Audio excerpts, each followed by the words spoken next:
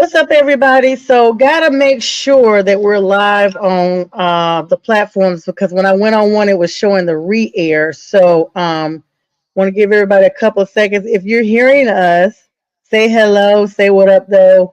I am Sonia. I'm back live, guys. Shout out to B and James who held it down while I was gone for the last couple of weeks. Celebrating with Pearson. We'll talk about her momentarily, all the good things. Thank you so much, B. You're awesome. Um, okay, yep, looks like I see us all now. So thank you guys so much for that. And welcome to our platform. Got a lot of stuff going on, but happy Father's Day to you guys. And for those who are fathers, uncles, father figures, and those of us who have fathers that have gone on. And grandfather's happy Father's Day. Also, let's see, let me make sure I got everything. Happy 8th birthday to Lawson. Thank you guys for following his page, Lawson Snickers. I know B and James, you guys always support his page, so thank you so much. Lawson, he'll be over here in a minute to show off his new Braves jersey. Braves are teeing off at 10 against San Francisco later after our podcast airs. But anyway, before we went live, guys, we were actually talking about some big news out of Detroit. It almost feels like it's unfathomable to hear some of the things that go on. But I mean, I guess at the end of the day, you have to think about these are humans. And, like my grandmother always said, humans, will fail you every time. Only God is who you could depend on. So if you think of it like that, these people are definitely not infallible, no matter how much money they make. We'll talk about two of them specifically tonight. We'll start off with Mr. Porter out of Detroit. We'll start off with that one because that seems to be the more serious of the offenses. I mean, as a Lions fan, I was really floored because, you guys, Terry and Arnold, I said Porter, my bad. Terry and Arnold's who I'm speaking about. I guess he ported himself into Florida right now, facing incredibly severe criminal charges that could carry a life sentence, y'all. Like, this is no joke. And for those people who don't know, Florida is one of these states that if you have a serious enough offense, they don't do parole down there. They just hand you straight life without parole or the death penalty. That's it. That's Florida. And a lot of people forget that Florida is still the South. It does not matter. Florida is the most southern of the United States. But he's 23 years old, guys, being held without bond in, go figure, Hillsborough County, which is the county I was just watching the Julio Fulio trial that they just handed out full life sentences to those guys like it was candy. They were all facing the death penalty. So I will probably be seeing Judge Rizzo real soon because they only have like two ladies down there that's always there. But anyway, this is Tampa Bay, guys. Tampa police actually 8 total felony charges, 4 counts of kidnapping, 4 counts of armed robbery with a firearm or deadly weapon. This happened in February of this year, you guys, where he was with a group, basically. And they burglarized the house. And they reported that more than $250,000, $250,000, $250,000 in losses to the police, $100,000 in cash, and $80,000 luxury necklace. So they definitely hit a lick, as they say. They really knew where to hit up to get that type of bag illegally. But then they said that they believe that he hired a personal driver. Basically, and I'm sorry, I'm reading because I don't know all the details, so I'm having to read this a little bit tonight. Believing that their hired personal driver and 2 other men were responsible for the actual theft, and him and his associates actually orchestrated, which is conspiracy. Shout out to my criminal law professor. I'm taking criminal law right now. Just talked about conspiracy with orchestrating and retaliation plot. And the retaliation is where it gets really crazy.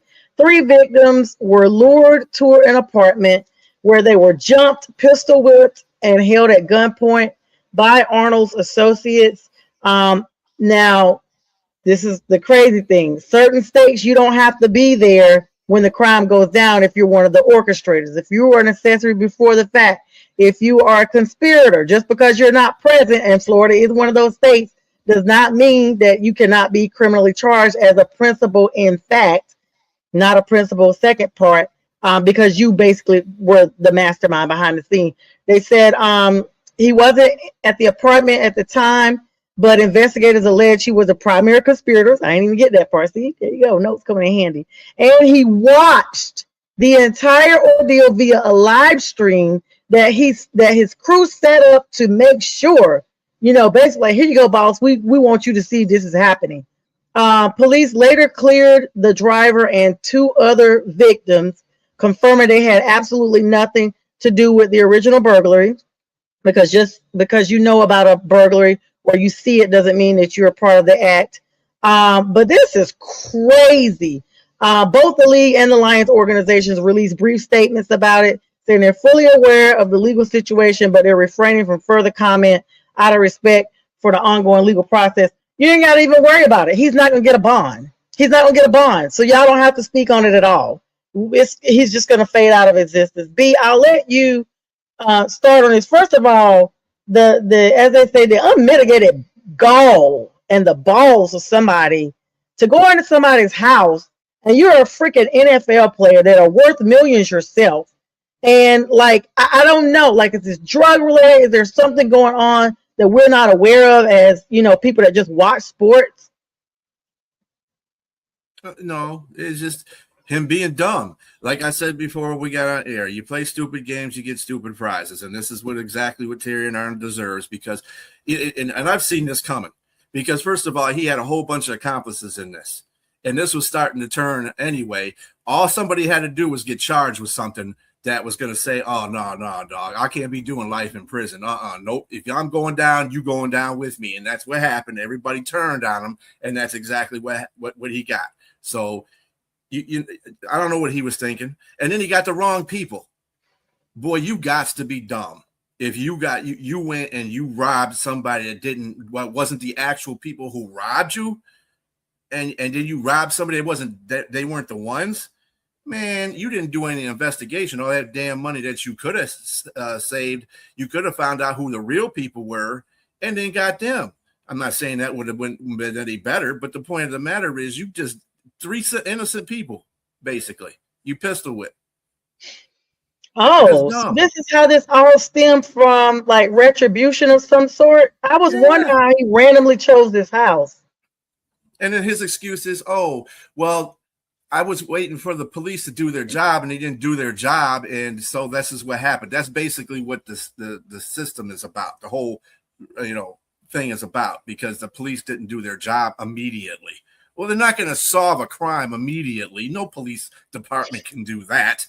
It's just, the dude just did dumb stuff, and I'm surprised the Lions haven't cut him already.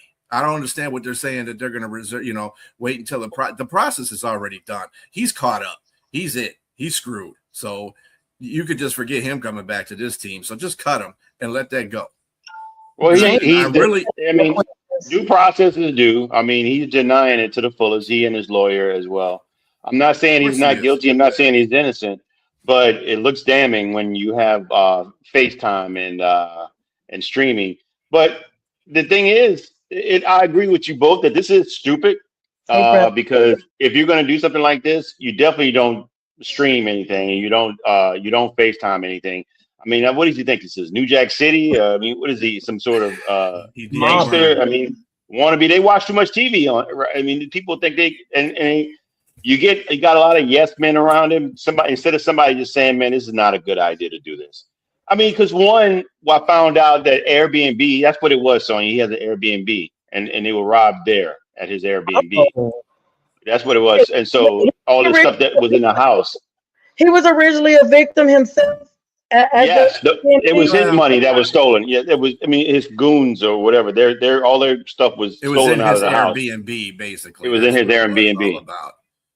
Which doesn't make sense to me. If you have an Airbnb, I heard another player online, Emmanuel Acho. that he had an Airbnb. I'm saying, why would you put that? But they have insurance on it. You can claim that. I mean, say as long as you can prove receipts and everything else, you can get money back from. That's what's stupid about this. You And know so, what? We are gonna. I'm sorry, James. I just want to make this point real quick because I'm gonna forget it. This is the second, maybe third crime that centers around an Airbnb in Tampa. Airbnb is probably going to at some point get involved and stop allowing Airbnb to be done in Tampa because that's how the whole Julio Fulio trial started.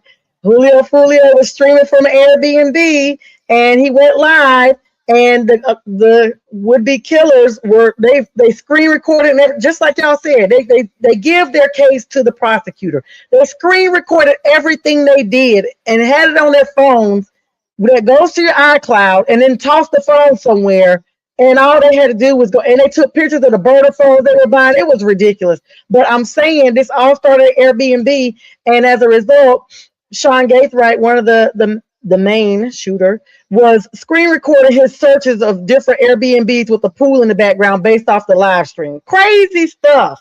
Crazy-ish. And so, James, go ahead. I'm going to say that a lot of this stems from how Gen Zs are growing up. They're growing up with the phones and social media in their hands. It is difficult for them to let that go. To not say, like when people say that this is stupid, it's usually a millennial, a Gen X, or a baby boomer that's saying that doesn't make any sense because we didn't have that in our hands. We didn't have, it wasn't embedded in our mindset, in our psyche, our thought process. This is embedded in it. It's a part of them. They don't even write in cursive. So everything's a text message. Everything's an acronym. Everything is everything about social media. So that anything you might have, say for instance, if you're arrogant, if you're someone who's potentially a narcissist, it's going to be exponentially expanded because of social media. They can't let that go. And I mean, even if it doesn't make sense to be that stupid, and that's like Deep said, that is the most boneheaded thing I've heard. If you're gonna do some criminal activity, you want to make sure that, I mean, especially if you're the breadwinner, you are the breadwinner most likely in your family. You're taking care of people. All this is like you got too much on the line. It doesn't make any sense. That's just totally stupid. Yes. But they give out cell phones with birth certificates now. I think they send all babies home with a brand new device. Yeah. Oh, don't forget your phone. We just want to make sure we got the name recorded correctly. Yeah, but don't forget your phone. It's fully charged. Right. And then not only are they giving the phone, they're signing the birth certificate and they're signing a T-Mobile service as well. Oh, so yeah. Go right along with it. Even better. Lifelong contract. $50 for life. I mean, but y'all, I don't know. Because he's new to the league. It just cannot be 1,000% generational, y'all. This has got to go down to, because technically these are our kids. These are the kids we raised. You know, we're parents of 23-year-olds. You know, so this is our fault. This is us three. These are our kids. Hey, I have none. You and I have none. Well, you mean speaking general? In general, yeah. I would have to say that is not everybody. Not everybody. True. No, I think you got to remember something. Throughout time, doesn't make a difference what generation you are. Your kids, you can teach your kids everything. The way people forget, kids are individuals. Those turn into individuals. They're going to have individual thought processes, whether they hear stuff from you or not. They're going to do what they're going to do. Just like me and James always said when we were younger, we did do dumb stuff. Fortunately, we didn't have clamor phones then, or we would do that stuff. But I'm just saying, I did stuff. We did that. We knew we were brought up right by our parents, but that doesn't mean that we weren't individuals. We could do stuff on our own. So I'm not buying that either. I have to agree with both of you here. But on one hand, Sonia, you're right in regards to this being like a generational thing. I mean, let's go B first. B, you're right.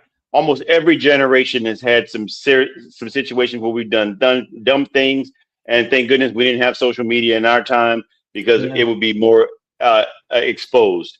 But Yeah. on the other hand, they do have the social media now, and it's part of their generation, it's part of their upbringing. And unfortunately, this particular generation has been deemed, pardon that noise, sorry, y'all. This generation has been deemed the dumbest generation that's out of all the ones that we've talked about because it's going backwards. I mean, they're more dependent on these tablets. They're more dependent. They don't write in cursive. There's a lot of things that showing studies that are actually showing that it's just messed them up. What does it say? Imagine social media. So they're turning What's crack. up, Barbershop Talk? How y'all doing? And what's up, Marcus, my brother? And Woo. I mean, I totally agree. So let me clarify. It'd be a lot of cracky tales going on for sure. Yeah, it's so riled up because like when we grew up, we're like, okay, we're a product of the prior generation. It's just normal chronological genealogical order. So whereas I know I had good upbringing because my grandparents made sure of that, and my dad and my uncles, and I was not raised in a two-parent household, and I still did a lot of stuff, got caught for a lot of stuff even without social media. But guess what, even with it, didn't take, I wasn't a kid that did every single thing. It was like one or two things, and that was enough for me to come on back to the foundation. Because if you have the foundation, no matter how far you stray, if you have the proper foundation, you are going to return. Just like the prodigal son, you're going to return every time. It's just like a house built on a foundation.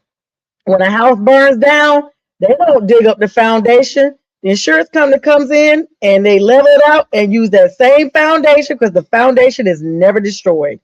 And it's the same thing with what I'm saying now. This is our generation. And even though I don't personally have kids, I've helped raise my nieces. I've helped raise my nephew, especially the nieces. And I've been hands on. Everybody that knows me knows I've been hands on in every single way. Distance did not deter me. So that is one reason why I am immensely grateful that my niece has kept herself level headed because there's a lot going on out here in this world. And even if she wasn't my niece, any young person out there that I see has their head on straight, that is getting their grades, that is not trying to be into boys or girls or whichever way, or trying to, everything is on live, everything is articulated.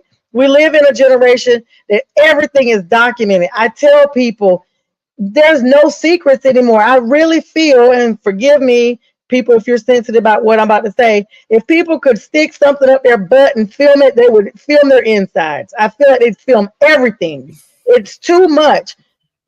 Every time I log on to Instagram now, I'm seeing where somebody is unalive, live on TV. Back when we were growing up, they had a show called Faces of Death. You had to show your ID to check that out. That was on VHS only, and that was not just out to the public. I saw a video this morning, and people sometimes, I guess, just don't mean to put stuff, but they do. A bride going to get married in Brazil on a helicopter, and they were filming her inside the helicopter. Why? Why publicize that captured film where that helicopter crashed 1 mile before it got to her guest? Why show that? Why show that? It is ridiculous because we've become desensitized, and I know we kind of strayed a little bit from the part, but just this live streaming thing, it's almost like bragging rights. It comes from this drill rap music that starts out. They unallow somebody and they go rap about it. And they give you the verbatim thing that they've done. And this is what Arnold is doing. If you sat up here and you've wanted a recording proof of it, well, guess what? Now that proof is in the hands of the prosecutors. And even though we want to stay innocent until proven guilty, if you see a person there, it's not about proving guilty as far as whether or not they did it. That's the thing that people don't always understand. I didn't understand it until I started studying different things. It's not about when you see a person and you say, oh, they're not guilty. No, they were found not guilty. There is a difference. It does not mean they did not do whatever they were accused of. It was that the prosecutor did not prove beyond a reasonable doubt every single element of that crime. And a prosecutor has a high burden, and they usually have about 5 or 6 things they have to prove. And if they miss just one, then the defendant is not guilty. And that's where it gets crazy. So it's not that they didn't do it, because you can have somebody on film like just this situation right here. But if he has a good defense team, they'll find a loophole some kind of way. I don't know what it is, but this is just unnerving to know that you took the law in your own hands. No one as a citizen doing an arrest these days. And even if you were, why not detain them and call the police? Why pistol whip them, rob them, kidnap them with a weapon, then you somewhere watching it? This was very premeditated. It was very well planned. And the first act of being convicted is the mens rea, which is the mental planning, the intent behind it. So they've already checked that box off right there. But B, I know you said the Lions are not making a statement. The NFL is not making a statement.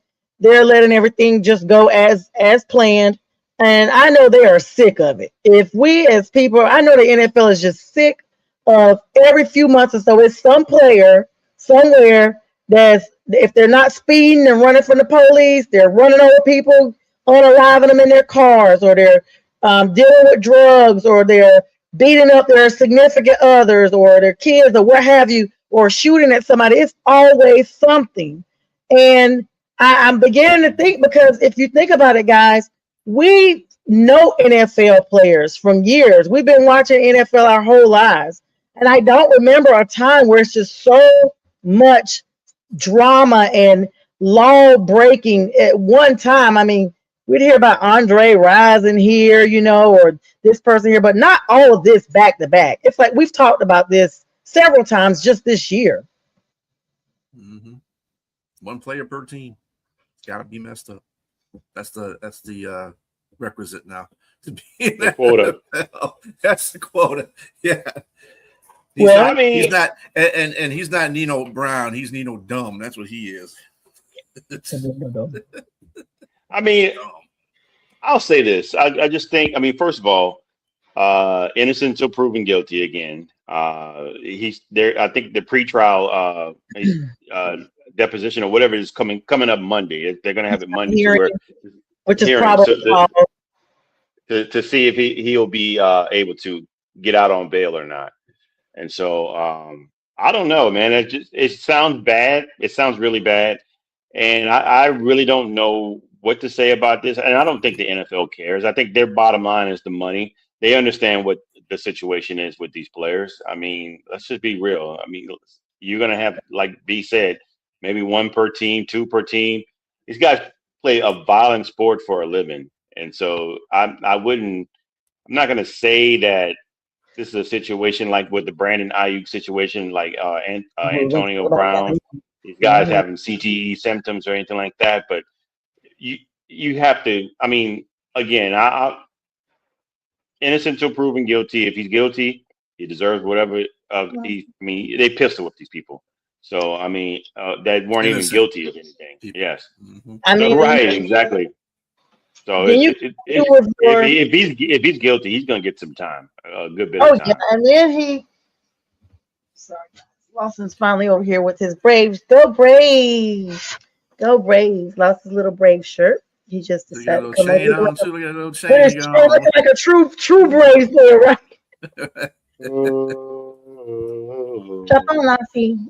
I just wanted to say, as we get ready to segue from him, his representatives are actually coming out saying, that they're dependent on, the state is dependent on, Florida's who I'm talking about, the main witnesses are co-defendants.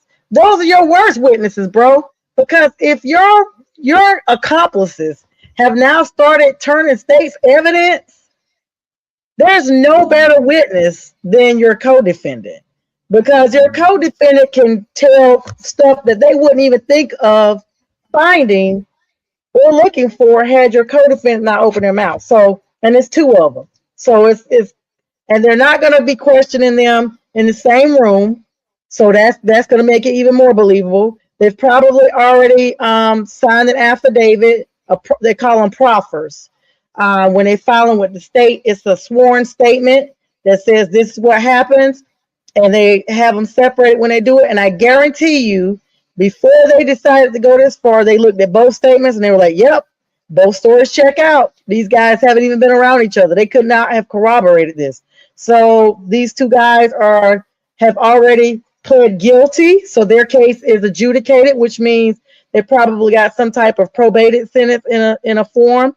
And because they want the big fish, they want um, Arnold, and they want to give him life. And I'm telling you, with 8 charges, even with one charge carries life. It is highly difficult to overcome this much. And of course, his defense counsel saying he's denying any involvement just because he wasn't there. And they maintain his complete innocence. And they claim that the state is just relying on these witnesses that are convicted felons who have incentives to shift blame, which is a plea agreement. And so that's according to NFL.com. The state attorney's office did file pretrial detention motion to argue that Arnold should remain in custody without bail. And I mean, I'm pretty sure he's not going to get a bail. Not with this. Not when you have co-defendants that's already stand against you, because they're going to be worried about witness intimidation. There's 4 things that they consider for bond factors, bail factors in pretty much every jurisdiction. And it's flight risk, like if you're going to abscond from the court, witness intimidation. The third one is if you are predisposed to commit future crimes while you're out on bond. That's 3. And then the fourth one is if you have solid ties to the community. And so, yeah, what'd you say, James? I was about to say, if he's decided to go find the actual people that robbed him, they're watching this right now laughing. Yeah. You got the wrong people. They took all that out of there because you know what he came to court dressed in? A green jumpsuit. You know what a green jumpsuit means? Suicide watch. That's what that means. So he ain't going nowhere. And that's another reason they not only took away the bond, they obviously said something to the fact that made them put him in his own cell without, oh, he's separated. Yeah. Separated. Yeah. Because their colors are red. They wear red in Hillsborough County. So if he's got on a different color, he's definitely in isolation. Mm-hmm. That's he had a crazy. green one on. Everybody else had the red on or the bright orange or whatever the hell color that is. But yeah. So okay. Yeah, turtle suit. You got it right. There you go. Turtle suit. Yeah, so while we're speaking about legal drama, before we go to the break, man, this 28 minutes went by fast. I can't believe it. Jeez, we spent a lot of time on Mr. Arnold here. Brandon Ayuk, I literally don't know. James kind of led to this, and I was going to bring him up next. He was on live today basically saying, he's fired his agent back in November. He doesn't have an agent. He's been all over the place, all over social media. San Francisco 49ers wide receiver, serious off-field trouble. Basically, he has a arrest warrant issued by Santa Clara County District Attorney's Office over a misdemeanor charge of the speeding that we talked about. But he's been on social media basically saying, he ain't going to no court. Basically, insulting a district attorney out there, that type of thing. And he even recorded himself speeding, going over 100, and uploaded it to his social media as well, and tagged the district attorney's office, like basically in your face.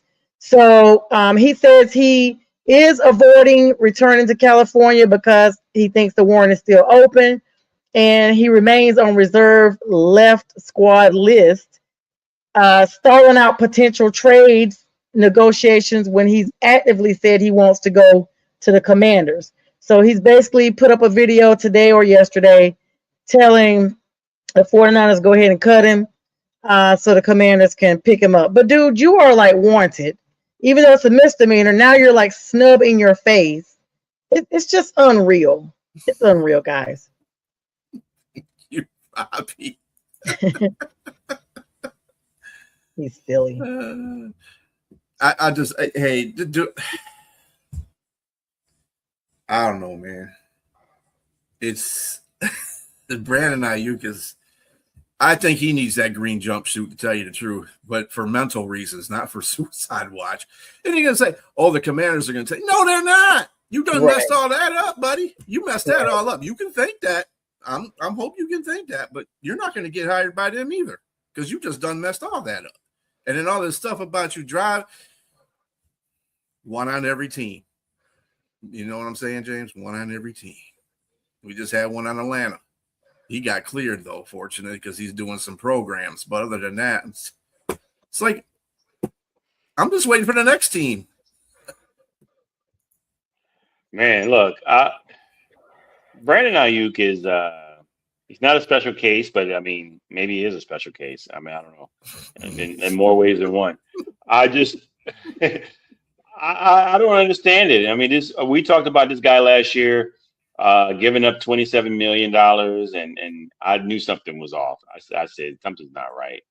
There's no way anybody coming from nothing to something, and you get a 4-year, $120 million contract.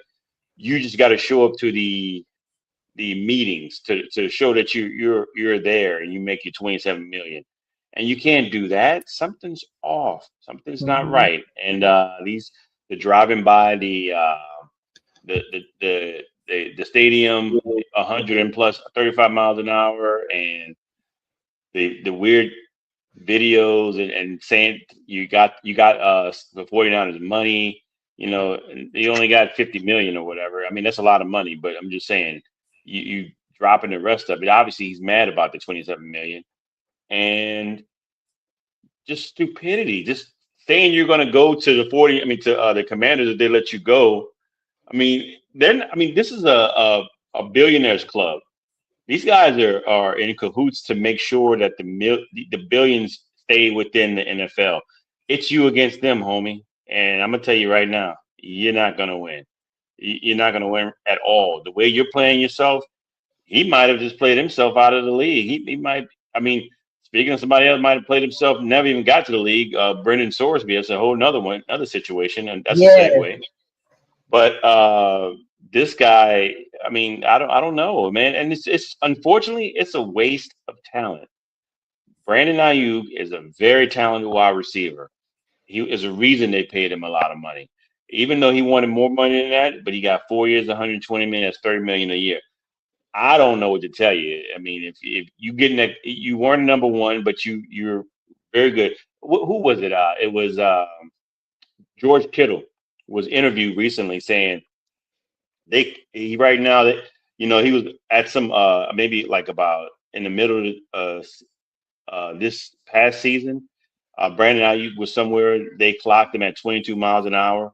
He's like, wow, he's still definitely running fast. But then he said afterwards, it's like, good luck with that. That could be taken any kind of way. From what I understand, it's just like, I guess any team that wants to take him up, he's saying good luck with that. And George Kittle don't say nothing bad about nobody. He stands up for all his players, and for him to say that, he really does. It tells me that there's something going on more to it. Like they're probably fed up because most of these locker rooms, they're closely knit, especially the 49ers. Yeah, like it's kind of weird that they're starting to back away from him. Something's wrong. A lot of the old 49 players are saying something too. Dante Whitner and some other guys come out saying things about it. It's even what's his name that played there after he played. Legion of Boom, Richard Sherman. He said something. He played with them too. Sherman said something too about it, and it's just like, nah, something's going on. So, and my thing is, hopefully somebody can get to him because he won't let nobody get to him. Nobody has really been able to do like wellness checks and get next to him and just say, "What are you doing?"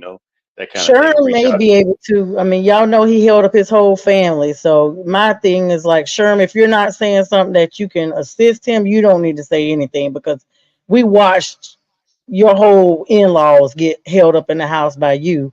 And you were able to bounce back. Clearly, thank God. But once something is out there, people will be quick to have revisionist history. So if he's coming from a place of being, negative, he shouldn't. He should be trying to be a place of, restitution for what has occurred to try to bring him back in. Like, hey, I've been there. But I don't know. I'll have to look at that. That's really wild. And then you talk about Sorsby. I mean, this dude is banned from the NCAA, like, period. He's banned from everywhere right now. Even the CFL. You mentioned that a while back. Yep. CFL came out and said he is not coming up here either. And so, I mean, Because they got UFL strict rules. might be yes, they got, and that's what they alluded to saying that. He said they said none of our teams will be going after him if they're thinking about it. They can't do it. It's crazy because he was betting in college. Like, this is what I'm saying. Technically, in college, everybody's a kid. You just get involved in all kind of stuff. But they said he had over 9,000 wagers totaling like $90,000. He had like 40 bets on an Indiana football game while he was a freshman on their roster. And even though he didn't specifically play, he was on the roster. And then he went through he had like a medical loophole, a little bit, a legal and medical loophole, because he did go into residential treatment for gambling addiction. And then he turned around and sued the NCAA and actually secured a temporary court injunction where they could not freeze him anymore. And it allowed him to come out and play for Texas Tech in 2026. And that's where we saw him again. But then after, national backlash coming out and a bunch of conferences and people coming out, it's always the witnesses like, hey, but didn't you? Now it's like, okay, the NFL's like, let's go ahead and get ahead of this. Wasn't there a team that had said he could come and like play with them for the summer or something, like tryout or something? I thought it was the Ravens that said that at first. Yeah, it was. And now, said that at first, yep. And all of a sudden, it's a wrap. Merry Christmas early. And the NFL actually notified all 32 teams and Sorsby that it will not hold a supplemental draft for him. And they noted that he filed a petition with insufficient documentation when he tried to come after the NCAA litigation. So I don't know if this dude just don't have a good lawyer or he's trying to represent himself and save money. But they said he's basically, the big thing is he's not taking accountability. And they were willing to like kind of overlook some things, but his actions since this all has happened and continues to occur is his lack of, quote, integrity and accountability. But he's going to the 2027 NFL draft to try entering the league then, but he's banned for this year.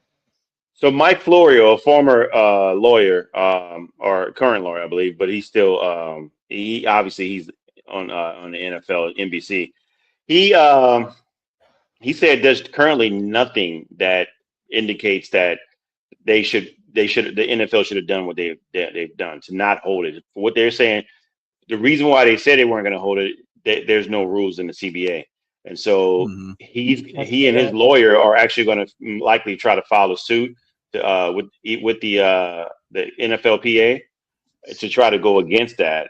So just be on the lookout for that. So I think they may try to get him, or they may force the NFL's hand. It's funny you say that. Yeah, you ain't gonna force the NFL's hand. That's the Shield. You ain't forcing the Shield's hand. The Shield has made their decision. That's it. They said Sorsby's attorney is actually Jeffrey Kelser. He publicly slammed the NFL and the violating of the CBA and antitrust law, and that they're promising to pursue immediate action alongside the NFLPA. This is like as of right now. This just came out. And they said as it stands, one of college football's most prominent quarterback transfers has been left completely sidelined with nowhere to play for the upcoming season. But I think they thought they made a concession by telling him he could try out in 2027, which is still not a permanent ban, but it's just for now. But his lawyer's like, that's not a concession enough, and we want him in here this summer. So they'll probably file that maybe tonight because, it's always work going on. I'm going to tell you something about the NFL and how much of a tight-knit community they are. Okay, so say they win this injunction and he's able to play on a team. Nobody's going to get him. You don't want to know why? Nobody's going to draft him because he's going to be blackballed for a year. I guarantee you the CFL in Canada, who is totally separate outside of the NFL, I guarantee you the NFL commissioner called their commissioner and say, hey, buddy. And they were like, yep, don't worry about it. We ain't got it. And I'm telling you, the UFL is going to be next. The UFL is going to be because that's direct product. Yeah, that's the Rock, right? There. that's a direct product of the of NFL right there. So they're definitely not going to have him on there either. He's just gonna be blackballed for a year, and he's gonna have to face that. Whether they can do all kinds of injunctions, they can do this, they can do that, win this and win that. No team's going to get him, even if they have a supplemental draft. They're just not going to get him because they're going to fear that backlash from the NFL because they're protecting the shield. And I'm not saying that the NFL is right in this whole situation, but the hypocrisy is just enormous. You got every FanDuel, MGM bet, everything betting for football. You got betting lines that are more important than anything else in the NFL, but you don't want your players to be betting on stuff, dude. It's over. I mean, he's probably not going to. It's going to be a hard time for him to try to make any type of team because most teams don't want. I mean, especially I hate to put him in that Pete Rose, or he may get banned for life. I mean, I know they banned Pete Rose from the Hall of Fame, but I'm just saying he may not be able to play professional football because I know you said Sonia he's young and 9,000 is a problem. That's a problem. That's compulsive. Man, that's part that he's not taking any accountability for it. Yeah, that's even after going to rehab. So that's the thing. Okay, so guys, we do have a little bit more news to talk about, but I want to plug in our commercial. So we're gonna all go backstage and put up these pictures of our salutants, Lawson and Pearson. Pearson, congratulations from Southwest Guilford High School, graduating in the top percentage out of 440 students. She was also top GPA athlete of her school of about 2,000. She also was PN CNA, passing her North Carolina nursing license. She will be going to UNC Charlotte in the fall, majored in nursing on her journey to become a nurse practitioner. She was also the 25-26 homecoming queen and the 2026 Miss Jabberwock for the High Point alumni chapter of Delta Sigma Theta Sorority Incorporated. Pearson was also student of the year for Triple Threat. It is a piano, jazz, tap band outside that she has going on. She was in that. Thank you so much, Barbershop. And Pearson also worked at Tropical Smoothies. She worked at least 20 hours a week. 4.46 GPA. Congratulations to Pearson. If you notice, she had 13 cords. She had a total of 14. She was not allowed to wear the 14th one because it was from the National Honor Society. But she's been highly sought after by a lot of different organizations and thousands of dollars in scholarships. So congratulations to my niece, my daughter, Pearson Haley Jones. And next up, we have. I think play our video. Oh yeah, you do have that. Okay, we're gonna all go backstage so we can see the whole thing. Here we go, y'all. Here we go. Yes, sir!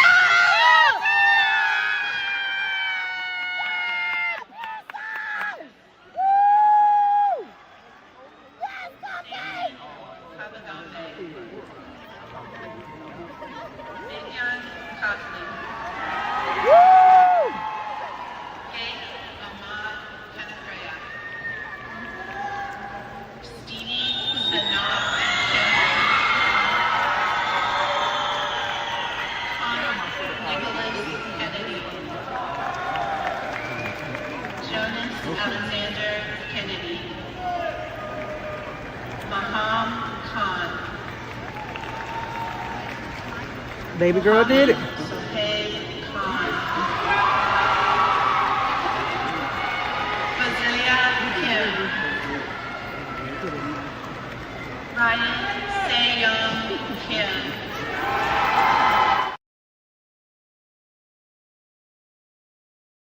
The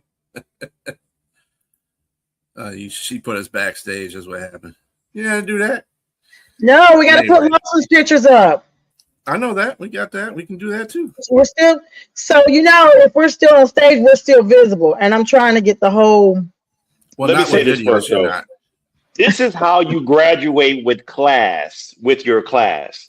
You walk across the stage, ladies and gentlemen. You receive your diploma. You look and wave at whoever it may be. Walk off the stage, sit down. No twerking, no splitting, no done dumb stuff. Bull S. Yes, that's fine. That's perfect. That's just what you do. That's classy. Come on, man. That's just what you do. Congratulations, Pearson. You deserve the best, ma'am. Thank And y'all. on top of that girl was wearing them. She was wearing them ropes like she was in the military, wearing a whole bunch of medals, man. I didn't see nobody else but her with all that gold. She literally had the most ropes out of her entire class. She said, "Yeah, you're ridiculous."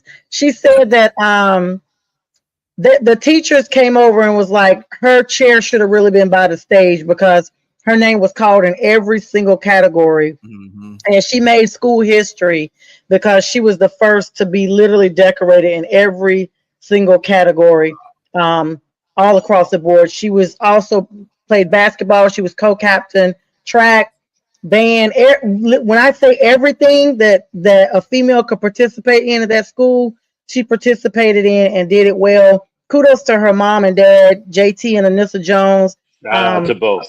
Yeah, they are actually wrapping up their family vacation right now. I can say it because they're almost home. I'm so excited that they took their first family cruise together. They sent me a picture yesterday from the DR, looking happy and everything. So well deserved, and I couldn't be prouder. I have all my nieces are wonderful, but Pearson is the one that I've been the most hands-on in because she's my baby, basically. She's 18, and so now I told my sister Kelly, she has my youngest niece, that I'm about to just go vulture style on her now, since Kamari is going to be 8. Right. Yep. There you go. All right, so we'll pop up Lawson's birthday pictures real quick. Happy birthday to Lawson. Big 8, big 8. That dude is tuckered out. Yeah, man. There he is with his 8 cupcake. And this is him before anything. Those balloons were no joke to blow up. Oh, I forgot Pearson's other picture. We had that one up there already. But is that the one? There was another one. Okay, I guess. That was right, it. I think this one once you gave me. All right, we'll take us to commercial B. We'll be back, guys, in about 51 seconds. All right.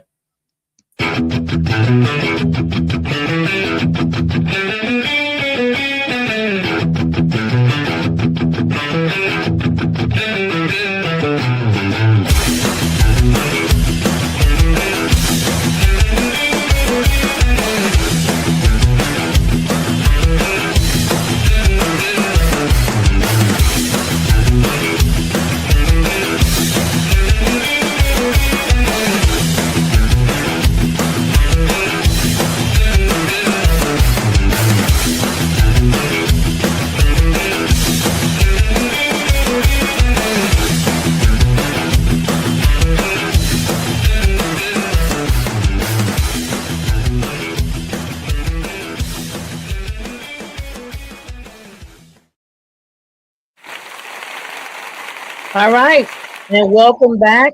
This applause is never long enough. Welcome back to the second half of our show. Y'all, I had to hurry and run and get my cord real quick. That thing, literally my laptop almost died. I was in a meeting earlier. All right, real quick, we're going to talk about this NHL draft frenzy. Then we're going to go over to the big news that I know everybody's been waiting for us to talk about. 2026 NHL entry draft. By the way, haven't been on a platform with you guys since my Canes won, but shout out to my Canes.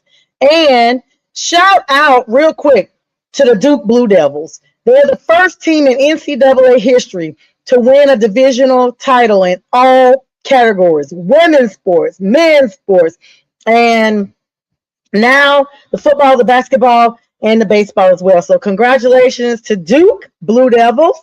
I don't always get involved in anything other than their basketball, but we are doing it big. So congratulations to them. They made NCAA history today. But now back real quick, the NHL draft frenzy. Pavel Dorofei is going to the Rangers, guys. New York Rangers actually acquired him from Vegas Golden Knights, the losers, the ones that just lost the Stanley Cup to my Canes, guys. They're getting rid of people already. They're not happy. They're took that L. So They are shopping people out left and right. So they shopped him on out today, and excuse me, shopped him on out today. My voice is jacked up, and he's going now over to them. And then after that, you have none other. Can you guys still hear me? Mm-hmm. Okay. Anyway, he got picked up for a 26 pick, third round pick, and a conditional 2028 first rounder. The Rangers are actually locking him in with a massive 7-year extension. Kudos to him.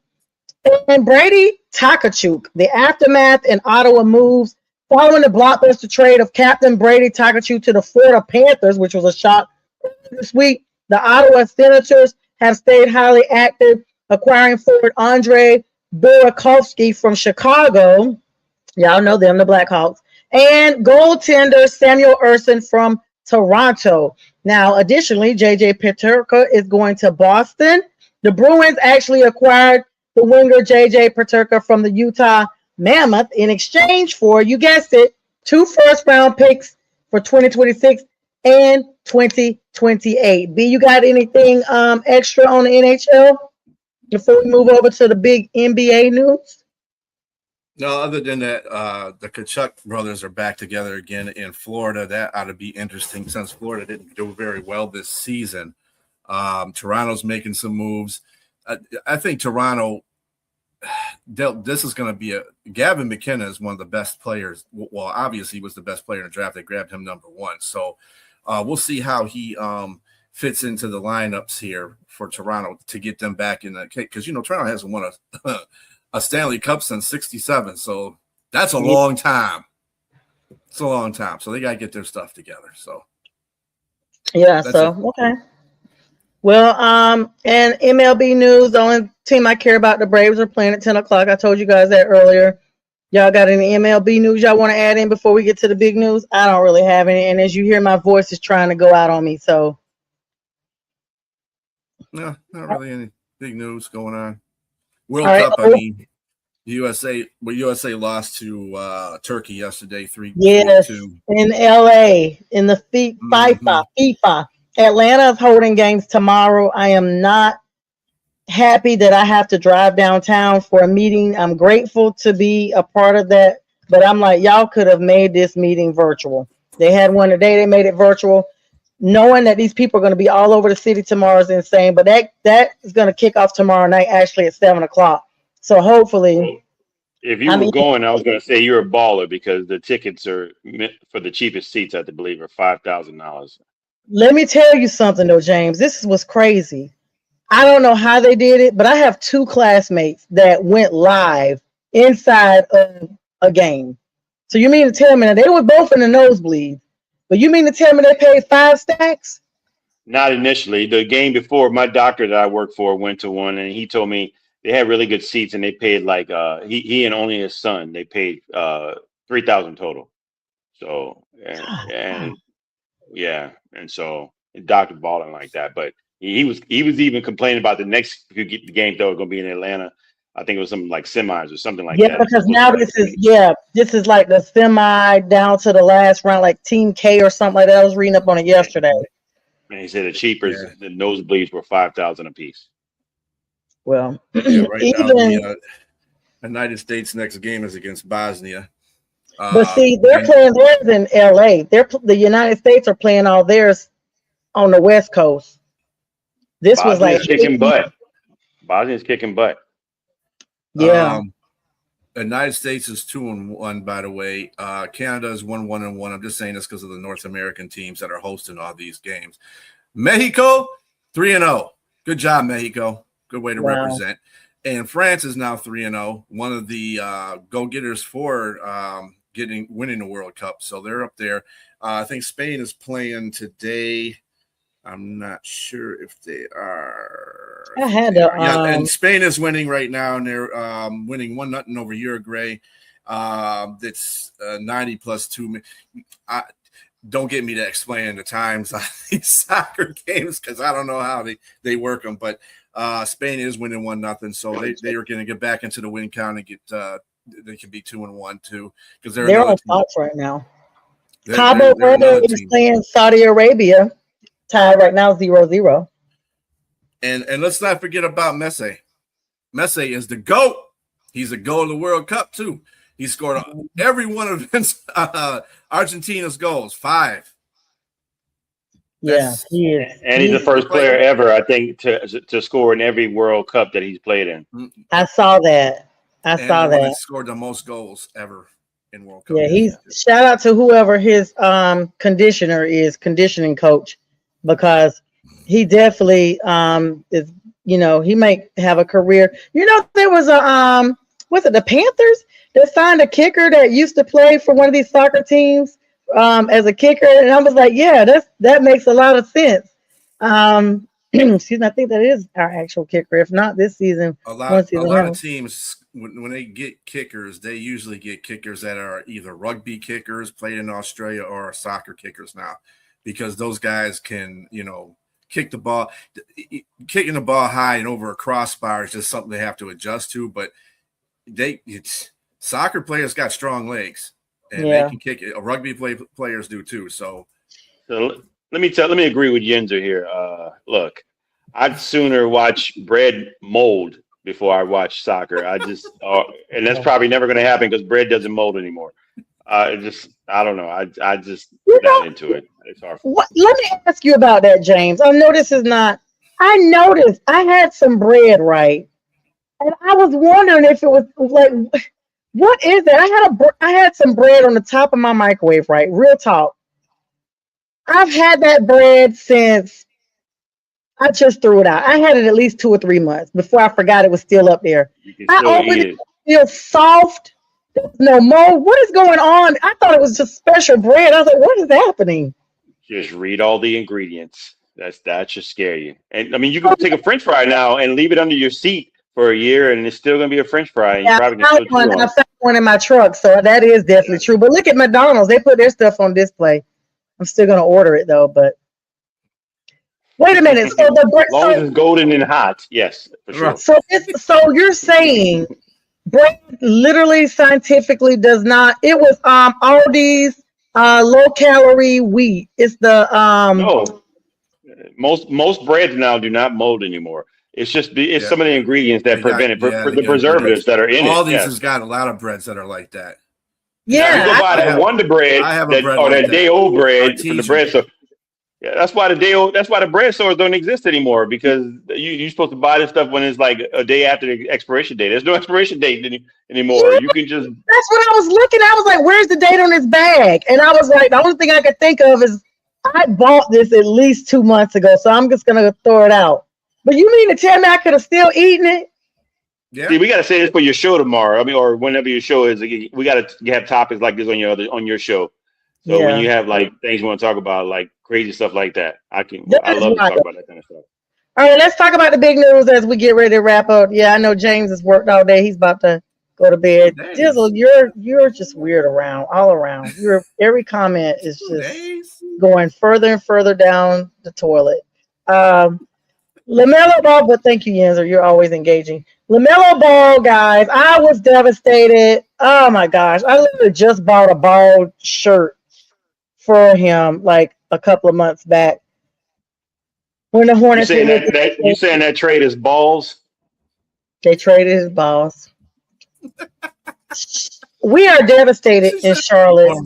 But I saw somewhere that he got a D+ ranking his last season with the Hornets, and that their new trade, who they're getting with the Cody dude, is an A- or a B+.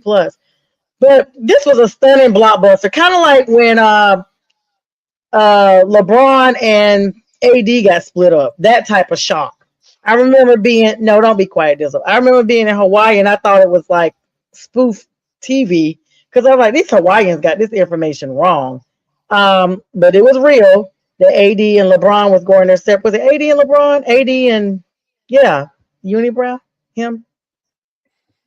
Yeah. So I was shocked when they traded him. But anyway, this transaction is a massive part of a multi-team trade restructuring involving the Julius Randle to Brooklyn domino, and will be officially finalized on July 6th.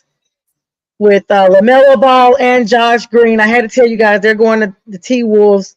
The Hornets are receiving Nas Reed, a 2033 unprotected first-round pick, which means basically if they don't like the pick, they get to pick somebody else in that same round. First-round pick swaps from 2028, 2029, 2030, and 3 second-round picks from 2029, 2032, and 2033. They got a lot. So if y'all think that's deal.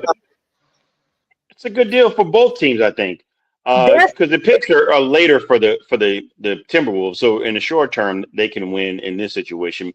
I think LaMelo Ball, as long as he stays healthy, they're going to have one of the best backcourts that's in the league right now. And a lot of people are thinking like, okay, well, they're both high volume shooters. I think you let Melo be who he is, and Anthony Edwards, Ant-Man, is a shooting guard.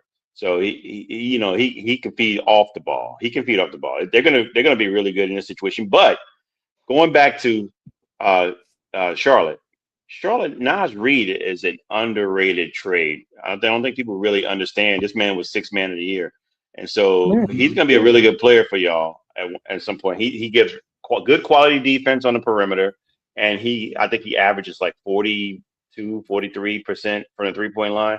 So he is definitely more off ball now. And barbershop they're putting all their eggs with Con Knuckle. That's rebuilding for sure. And Kobe. And Kobe as well.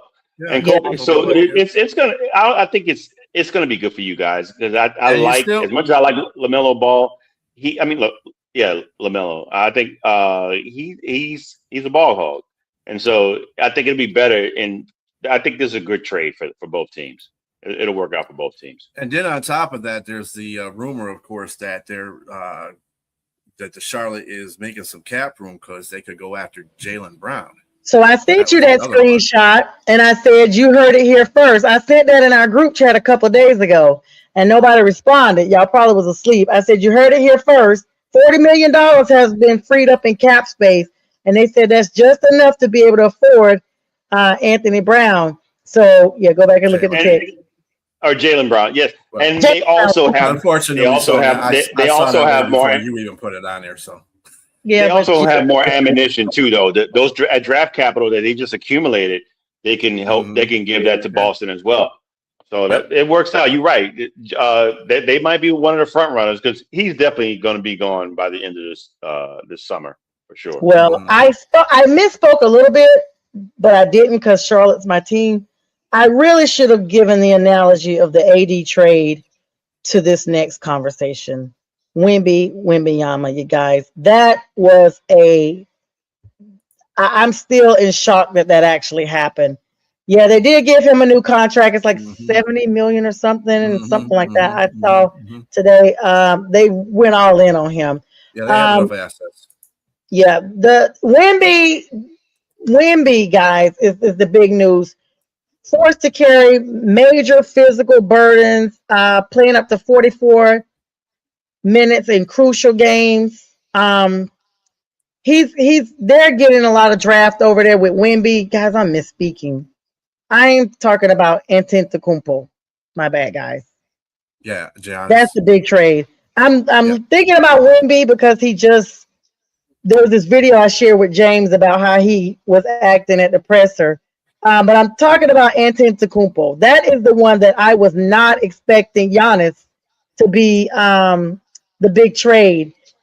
And so now those people are paying for a minute. But look how many players Miami gave up. I mean, Tyler Hero. Tyler Hero has been there forever. Jamie Jaquez Jr., Khalil Ware, like they gave up their whole front. Kasparis, Jukanas, they gave up their whole front. A whole bunch of their starters to me, just for Giannis and Bobby Portis. Now I know y'all probably like just 4. That's a big haul. Plus they got a 2026 number 13 overall draft pick. They got a bunch of picks from 2031, 2033, 2030, and 2033, 2 rounds.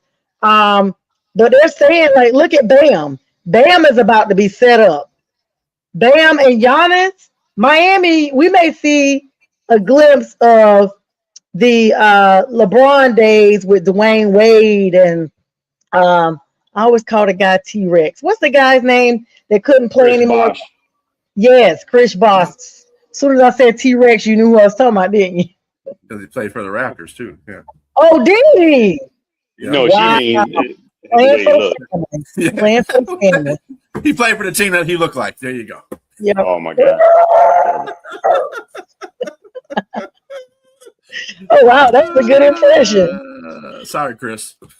Sorry, Chris. No Hope you're harm. No well. harm done. So Giannis is in a good position, and I think Bam is in a good position. They just need a few players that they can add on to that mix, and I think it's probably with their where their cap is right now, and the amount of money. I think they're on the first apron or something like that. They're going to need minimal players, and I think a lot of the players that they let go and sent to Milwaukee, they can be replaced. Those are all Yeah, replaceable he players. said he's gonna be fired though. I mean, I agree. And they are considered to be a team also that maybe might trade Bam for Jalen Brown as well. So What? they You potentially, know, yeah, they said Boston was getting their money together to try to get Giannis when they got outbid or whatever. They were they saying try that to they were trade. They were packaging. going to trade Jalen Brown. Well, I want to And ask you two while first we're round draft talking to you, picks. James, right before I get to UB. Why? I mean, no shade. Why is Zion Williamson still continuing to be able to be a Pelican? Like he's just. I was looking at how many games he's played versus how many games he hasn't played. This is maybe the tail end of time for the Pelicans to get something out of him. Like if they trade him. Well, because he still has talent and they're finally trying to build around him. I think Joe Dumas is there, and he's only Well, had him for hold one up. season. He's only had him for one season, so Oh, I think he has a plan to be able to utilize what he can out of him. And I'm pretty sure they sat down, and also you can see his demeanor. He's matured a little bit, and you can Mm-hmm. see that he's actually bought in. He's bought in. So that to me that tells me that when you have a player that's able to change his mindset, and obviously mindset meaning stop being lazy, stop going to the drive-through 2 in the morning, eating all kinds of things, Beignets. yeah, donuts, all kind of stuff, burgers, and people recognizing you. You got to sit. Remember the movie Police Academy when yeah, Big Bubba Smith had to learn to drive Hightower, and yeah, they were Mm-hmm. in a Honda Accord. He took the seat out. He had to sit in the back. yes. That to me, that's probably what Zion was doing when he was going through the drive-through. He probably, all that as big as he was, that boy looked like he didn't have no front seat. He was sitting In in the the trunk. second or third row. Yes, but that being said, I think that they've done some really good things with the players that they've accumulated, and they may trade too as well. Jalen Brown or Ja Morant, who's a good friend with Zion. There's Mm-hmm. talk about him potentially being traded down there as well. So we'll see. I like New Orleans, the potential. I think the Big Easy, down there, the sky's the limit for them with Zion at the helm. Be your thoughts? Yeah, you got to give Memphis some credit too, though. They are trying to build a team down there. They got pretty good draft picks. They just got Isaiah Stewart from Detroit, so that should help their grit a little bit.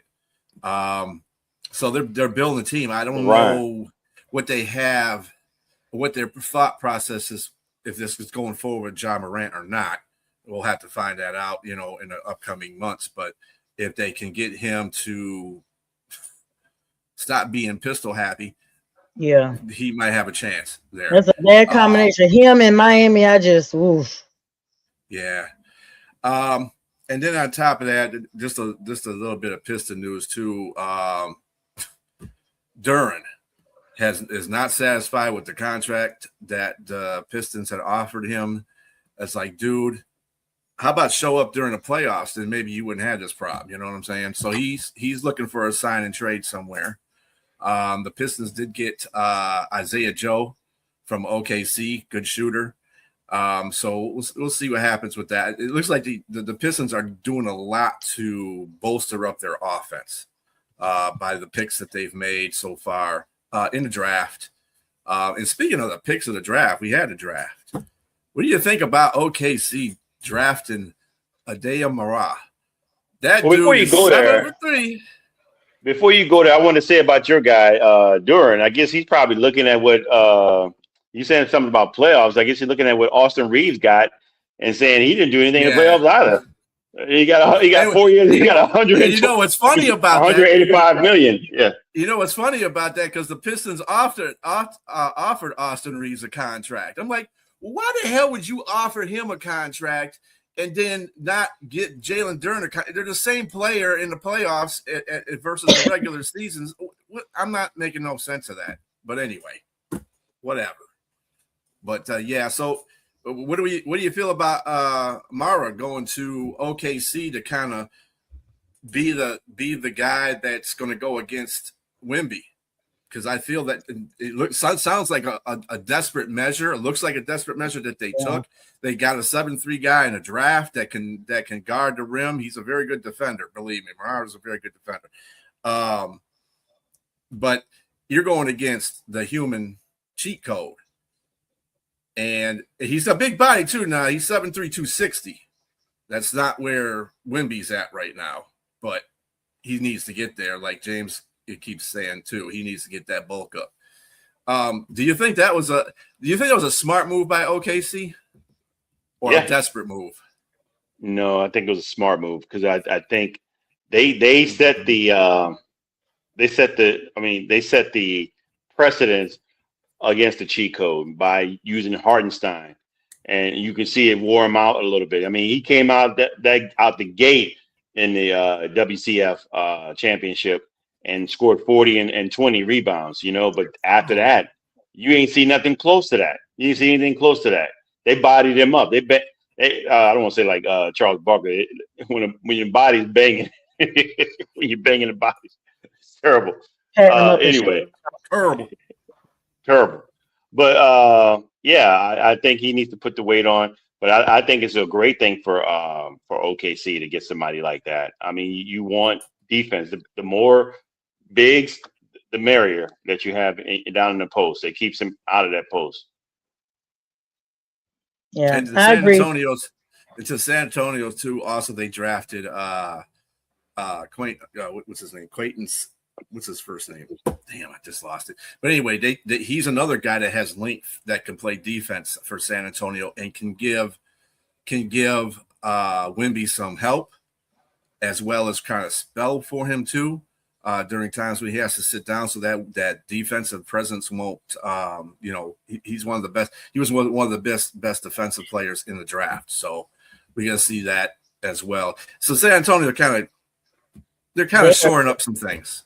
Yeah, they got to because they're all in on Wemby, and 2 games specifically, one that Wemby just being lanky cost them that game, and so they need some people around him, just if nothing else, to support him from falling into other people, or into the floor. Yeah, or into the floor. All right, guys. Well, any closing thoughts as we get ready to make like Easter? But we're a little bit over, but we do sometimes. Always great conversation. Spent way too much time on Brandon Ayuk and Mr. Arnold. But I just sometimes I think I forgot I was on Friday. CA to the BA. Yeah, I think I started doing the legal score, trying to analyze criminal stuff up there. It just got like out there. So then we started talking about the wrong nickname if you're going to prison. TA. TNA. His middle name better not be an N. It's a wrap. With that, guys, we appreciate that. Jizzle said, "Don't hinder the Yenzer great show." It's been great. We appreciate everybody in the likes, loves, comments. Thank you so much to Marcus Yenzer, to the barbershop. Thank you to Pink Fan Fred for the reels. Girl, I forgot to give you a shout out. We were so hyped up coming on here. And thank you everybody for always sharing all the platforms that allowed us to share on tonight. Join us in the morning. Got B and James with Jack Hirsch with the Great Debate Show. followed by shows throughout the afternoon. Of course, my show, The Legal Score, comes on at 4 p.m. And Sunday morning, the Sunday morning Big Sports Show, 8 a.m. Eastern Standard Time. And you got the BW Flicks with Brian and James. That's our early week Tuesday night, I believe, special at 8 p.m., right, guys? Eastern Standard Time. Right. Always a great movie review. I love watching them. And welcome to all our other podcasters. We have shows here without the cost of cable, McGrath Podcast Network. With that, we wish everyone a grand final week of June 2026. This is the last weekend of this month, 6/26/26. You guys have a good night. Peace. Before you do it, sorry. Before you do it, Independence Day. That's for our movie reviews. Is both the Independence Day movies. Sorry, I had to get that out there. Oh no, that's right on time because next week is Independence Day, and so well, it's the week after because Thursday's the 2nd, so it's gonna go right into.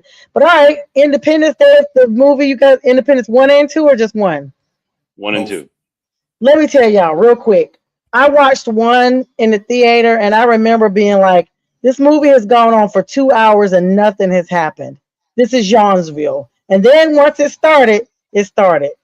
So, all right, you said I'd be there. I saw the movie there too. Yeah, oh wow, yeah, that'd be great. You should join in the show so we can talk about it then. I'll be in class, but I'll always try to make sure I'm there. But yeah, guys. So all right, enjoy this 6/26/26 finale weekend, and we'll see you guys tomorrow morning. Have a good night. Peace.